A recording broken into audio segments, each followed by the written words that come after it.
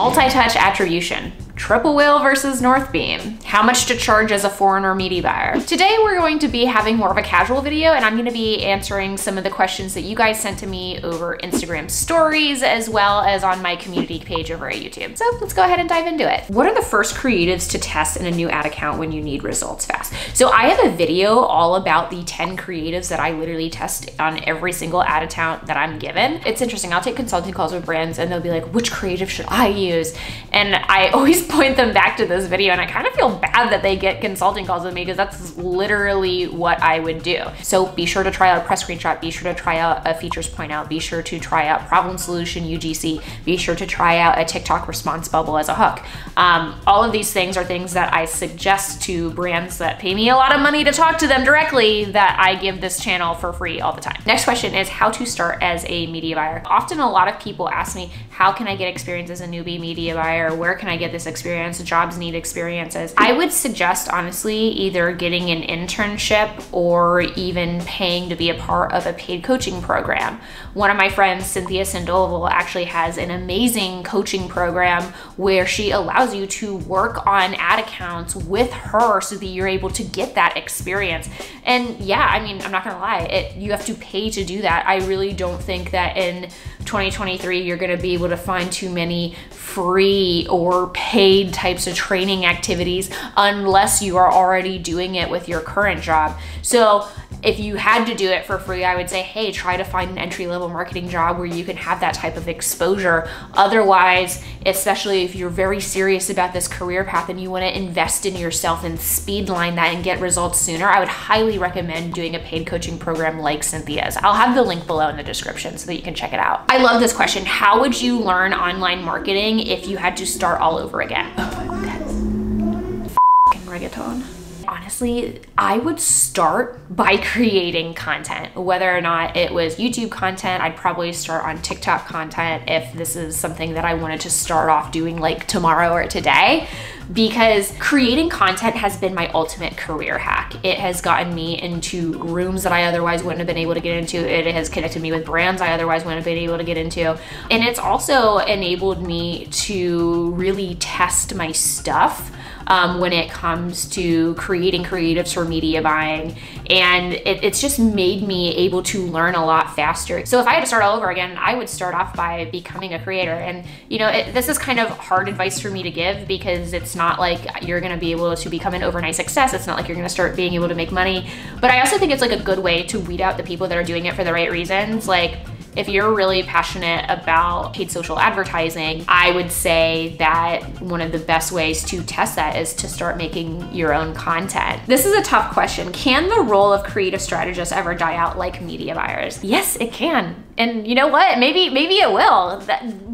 It's like so hard to say. My suggestion for people that want to be a media buyer, want to be a creative strategist, is number one, to get used to change, because no matter what, this industry is going to change, and it's going to change a lot. And my suggestion is that you commit to the platform, not necessarily committing to be a media buyer or committing to be a creative strategist. Because even in my career, and I am going to be talking about this in a later video, I started off doing organic creative for social media, then I became a media buyer, and then now I'm doing creative for paid. It's, you know, it's not just like I was just a media buyer and that I was very happy and stuck my like flag in the sand for that. You have to adjust a lot in this industry. So I want to encourage people who feel like they need to commit to one career path. Don't look at it that way. Think about it like you're committing to the platform instead of one distinct path. Have you thought about creating your own e-commerce online store to sell a product? Well, not many of you know this, that I actually am a failed co-founder of an e-commerce product. This was several years ago, and to be honest, it was not a good time. And I do think that this is something that I will do again in the future, but I really want it to be another product that I'm super passionate about in an industry that I'm really passionate about. I honestly think I would like to start something in apparel or fashion. That's just an industry that I'm super passionate about. What's the best process for a small e-com brand to get lots of content for creative? I'm gonna encourage you to think less about lots of content and more about the most effective content. But if I was doing this on my own instead of working at Thesis, this is what I would do, particularly to get UGC creators. I would, number one, hire someone overseas, like in the Philippines or India, to reach out to content creators and negotiate rates with them, and essentially do all the management tasks thereof. Then I would personally write the briefs based on what I know about creative strategy and what converts for UGC. And I would essentially create like a small UGC business that kind of just acts like a flywheel. I think that the costs of that would be pretty low. And if you find the right VA or a person overseas to handle the majority of that workload, I think that you could get away with, you know, doing that pretty well. That person could also like source the creators. You could make the selections. That's just like something I've been thinking about a little bit. So yeah. How can you get clients without any super impressive case studies? Number one, you shouldn't be getting clients solo unless you have experience and you're confident in your ability to actually get them results. But for what it's worth, like, I don't have any written case studies. I sort of think a lot of them are made up and bullshit. So you don't need them. This is another reason why I think like creating content is the ultimate hack, because you can, you know, sort of showcase your case studies and the way that you approach things and the way that you look at things, instead of being like, I took this nondescript e-commerce brand from $0 all the way up to $100 million. But like, honestly, a lot of that stuff is BS and like totally doctored, but be more like concerned with how you're positioning yourself in like the media buyer marketplace. What's the easiest way to make any creative better? I actually have like two main suggestions here. Number one, make it look as native as possible. So if you are going to be posting content to Instagram or Facebook, like try to make it look like stories or reels and actually using those native treatments, or if it's on TikTok, use like native TikTok treatments. The other thing is try to make sure that the main problem and solution and product is immediately understandable within the first 3 seconds. That's something that I'm always like looking out for when I'm looking at creatives, where I'm like, can I actually understand what the product is and what it's solving within the first second, 3 seconds, 5 seconds? When is the product being introduced? Tends to have a pretty big swing in performance depending on when it actually comes in the ad. I feel like someone's baiting me with this question. What are my thoughts on dropshipping bros? Honestly, 9 times out of 10, if you are looking at people who are dropshipping on YouTube, they're trying to sell you something that has absolutely nothing to do with giving you the right information to scale. It's mostly about scaling their own personal business and their brand. That's just the reality of it. So do I think there's still opportunities in dropshipping?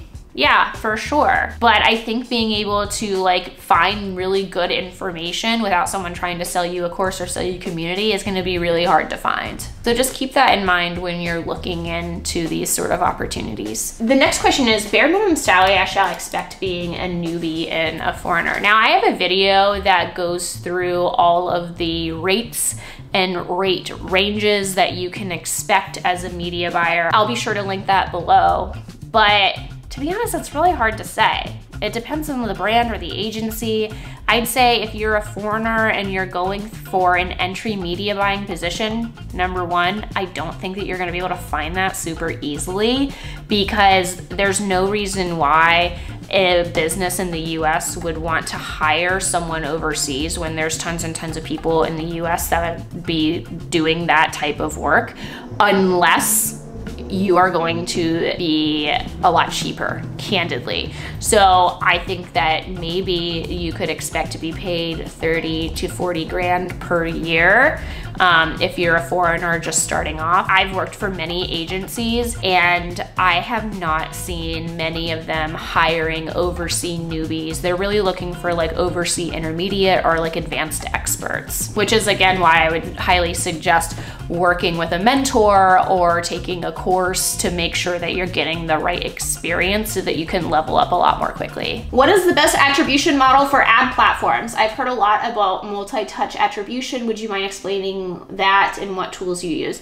So multi-touch attribution, I've been getting a ton of questions about this recently, and I don't know why. I assume someone out on Twitter or YouTube is talking about it, and all that multi-touch attribution means is that you are looking at attribution not from last touch, which shows the last platform that someone used to eventually convert from your product, but they look at all the different pathways. So they see, oh, you discovered on TikTok, but then you got retargeted on Facebook and Instagram, and then you did a Google search and landed on a certain landing page, and then a week later you converted on a Instagram stories ad. So multi-touch attribution really shows those multiple pathways that you take to actually converting. And what I like about multi-touch attribution is, candidly, it tells a lot more of the holistic story about how people convert, because hate to burst your bubble, it almost never happens where someone sees your ad on Facebook for the first time, are so enamored by your amazing creative that they immediately convert on the spot, even if it is cold prospecting traffic. That I think is really interesting, but I also think that like multi-touch attribution can be really messy and it's not as directional, right? Like if you see that all these platforms have a role in eventually getting people to convert, then how are you gonna know to increase Facebook or increase TikTok or increase Google? So I would perhaps not look at multi-touch attribution for Facebook ad platforms. Well, at Thesis, you know, we use Northbeam and Triple Whale. It really depends on the client and what they're using and what their attribution is. And while attribution is important,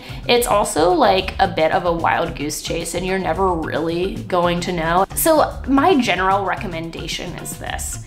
You need to look at your in-platform numbers, cross-analyze those numbers with a North Whale or a Triple Beam. Yes, I'm gonna go with that. North Whale or a Triple Beam. You're gonna need to cross-analyze with a North Beam or a Triple Whale, and then I would triangulate that data also with post-purchase surveys and see really what the more holistic story is. I don't really complicate it too much, and I don't think you should either. What is my top 3 advice for media buyers with smaller budgets? That could be its own video, so I'm only going to give you one. If you are a media buyer with a small budget, you should only have one campaign with one ad set. Hint, hint, the targeting should be broad, and you should only be really testing 3 tops creatives at a time. If you are spreading your budget too thin and trying too many different audiences and too many different creatives, you're never going to get traction because you're never actually going to allow the algorithm to find the people that are going to convert to you. So if you have a really small budget, keep it really simple. What's my go-to place to connect with other media buyers? Twitter, but also I've been doing a lot of in-person meetups. I've been meeting up with people in New York. I have gone to a few Geek Out events, which I also highly recommend. Honestly, this industry can be kind of lonely and it's all very much online and through a computer. So if you can try and like meet people in real life, that's been a major hack for me lately. And the last one I'm gonna answer is how to make video creatives as a solo freelance media buyer that the client is not able to. If you're a freelance media buyer, you should not be making video creatives for your client. That is a very different skill set, and I don't think that that should also be on your plate. But if for some reason it is on your plate, I would encourage you to create any of the 10 creatives coming from this video right up here. Learn CapCut, don't try to get too fancy with it. And I would also like use Canva or Figma for the images, but again, like simplify it as much as you can. Use CapCut, use Canva, and like just concentrate on those 10 specific creatives that are easy for you to create. Also, if you're working on a brand as the media buyer and the video editor, I would force the brand to then source the creators, or also increase your retainer so that you're sourcing those creators, and also like have them make some founders ads, UGC or whatnot. I don't know, I think it's kind of ridiculous you're doing that, so maybe don't do that. Yeah, okay, and that's it. Let me know what you think of this Q&A segment. I had fun doing it, but I'm not sure if you guys like this, so let me know in the comments below. If you have another question, be sure to hit me up in the comments because I'm pretty active there. I'll see you guys next time. Bye.